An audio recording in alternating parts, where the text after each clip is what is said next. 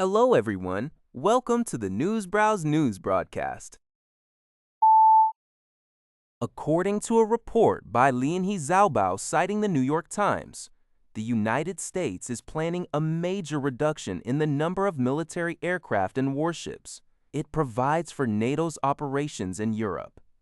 This move is expected to significantly weaken the alliance's long-range strike and reconnaissance capabilities. Specifically, the U.S. military intends to slash its stationed F-16 and F-15E fighter jets from roughly 150 to 100. It also plans to cut maritime patrol aircraft from 26 to 15, while withdrawing all 8 aerial refueling tankers currently deployed in the region.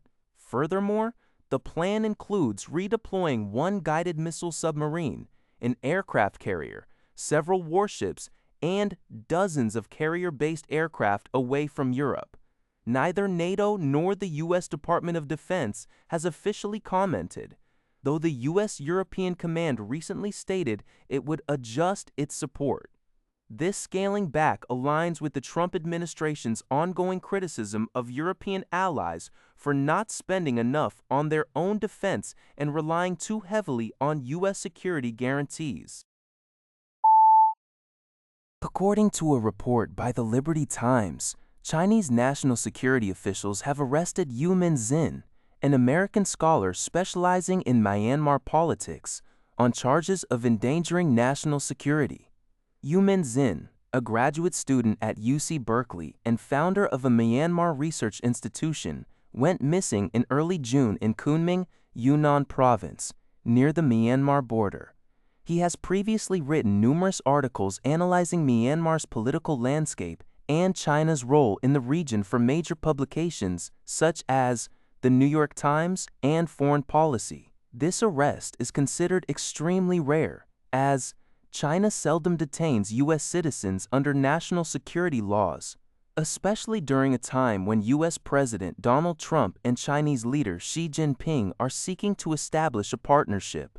The U.S. State Department has stated that it is aware of the case and is working to provide appropriate consular assistance. Though it declined to share further details, representatives for China have not yet commented on the matter. According to a report by DW, Spain is launching a major initiative to legalize up to 500,000 undocumented migrants. Many of these individuals are already living and working in the country, but they currently do so without official contracts or social protection. Under the new policy, applicants will be required to meet strict residency criteria to transition into legal employment. The Spanish government argues that the sweeping plan will help address critical labor shortages across various sectors and boost national tax revenues.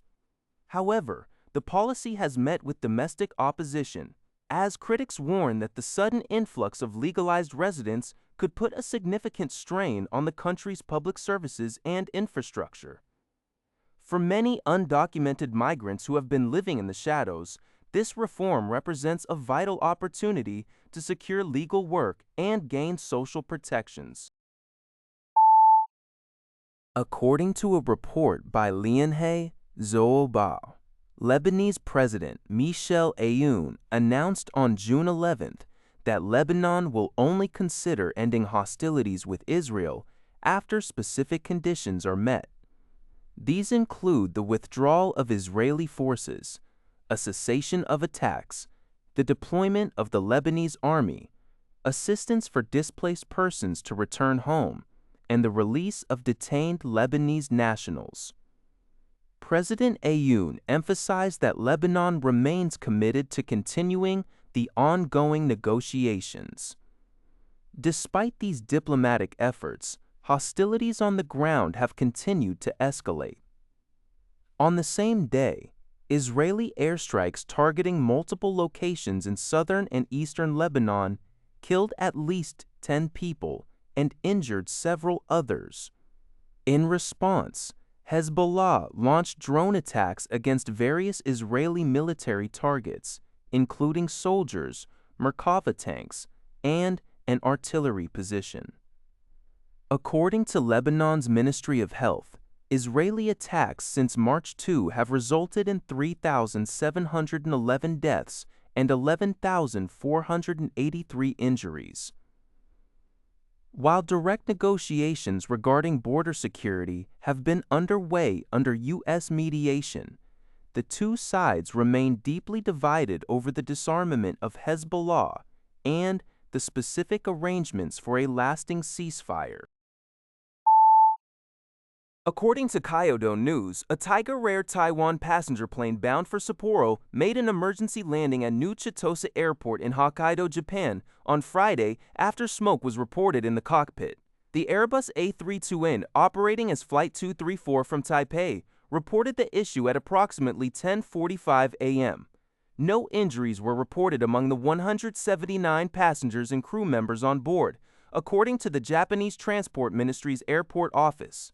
Following the emergency landing, one of the runways at the airport was temporarily closed. The incident caused minor disruptions at the airport as safety checks were conducted.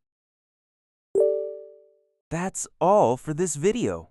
Thank you for watching. See you in the next video.